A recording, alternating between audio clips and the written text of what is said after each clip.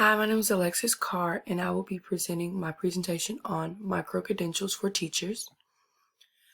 Professional development days are typically days that make teachers stronger, of course. It teaches them strategies, techniques, skills, but something new to look into would be micro-credentials. They're short, they're competency-based processes and procedures. They allow teachers and educators to demonstrate a mastery of a specific area or skill. It allows them to be able to get certification, recognition, things of that nature, while going through and testing on certain skills. They are a new pathway for teachers. Now, a state education agency could adopt micro-credentials as a pathway for any given subject. So it could be computer science, it could be health, it could be business. But with it being such a new pathway, teachers, of course, are going to have to get that exposure. Now, there are plenty of organizations that develop micro-credentials, some of which we'll talk about during this presentation. And then, of course, there is the use of a digital badge, which most colleges and universities require their students to acquire. Now, another thing to take note of is that teachers use a variety of learning to help them earn their micro-credentials. So, it's kind of like a cycle. It helps the student as well as the teacher. So, it's a constant cycle. Now, with any new thing, the question of why arises. Well, micro-credentials have the capability of being rooted in the same practice that teachers do in their classrooms. Micro-credentials can have a great and beneficial impact on a teacher's professional development. Micro-credential grants teachers with access to certain content. And then, of course, the teachers can also choose their skills or their skill. But like any good thing, we are always going to be able to learn from that experience.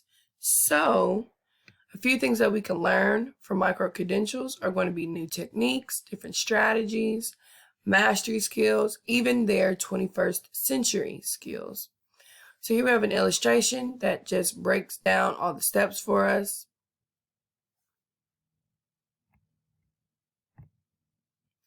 Now, micro-credentials, of course, offer several benefits to teachers and district leaders because they allow their teachers to demonstrate the skills that they have learned. So here we see design principles of professional learning. And then below, we have the different jobs just labeled out. Teachers can earn their credit by joining in online communities. They can let their administrators design their personalized professional learning. They can even accept the incentives made by administration. Now, when it comes to what are your educator micro-credentials, they're going to be as written, bite-sized, subject adaptable, research-based, teacher and student-centered, personal and timely, portable, transplant, or performance-based. So all these things, take a little note of them. If you miss any presentation notes, I have put the link in my resources tab for you all to be able to click on the links and learn a little bit more. Now, the origin of micro-credentials, of course, is going to stem from the digital badge movement, according to the American Institute of Research. Now, of course, digital badges are something that we are quite familiar with.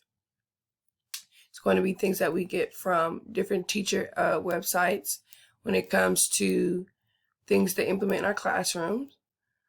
And so here we just see a little bit more behind the scenes of micro-credentials. Now, there are other states using micro-credentials.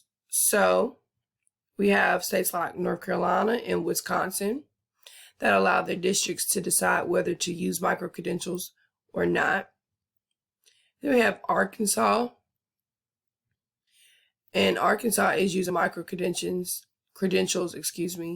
as part of their induction program. So there are different states that are using micro-credentials.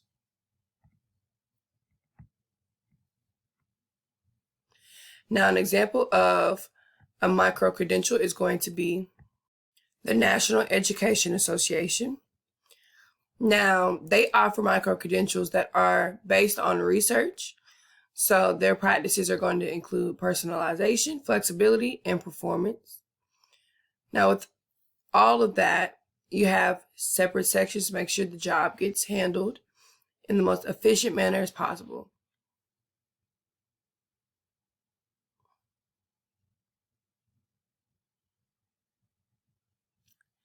And another example of a micro-credential is going to be digital promise.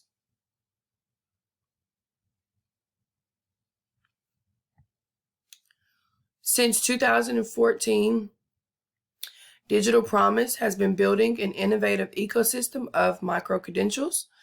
Now, they offer a huge variety of programs. They have over 450 competency-based micro-credentials.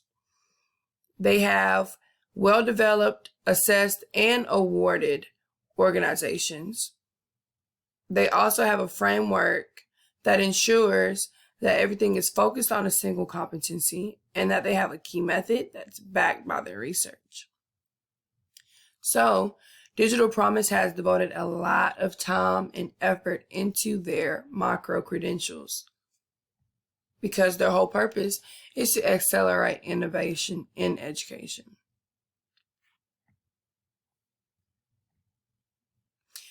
And then another example of a micro-credential, we have the American College for Education.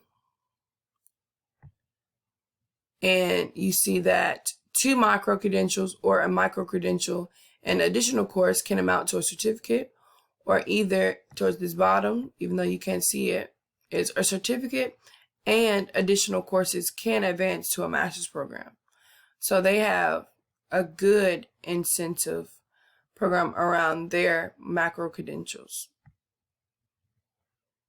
Now, in conclusion, the realm of micro-credential is of course expected to grow, but some people decide to wait and observe other states and districts first just to see the new approach and to be able to see, what can we learn? What can we adjust? Things of that nature. Now, here are all the sources that I've used in our presentation today. I hope this will change some minds about micro-credentials, and I hope this helps make a difference in general.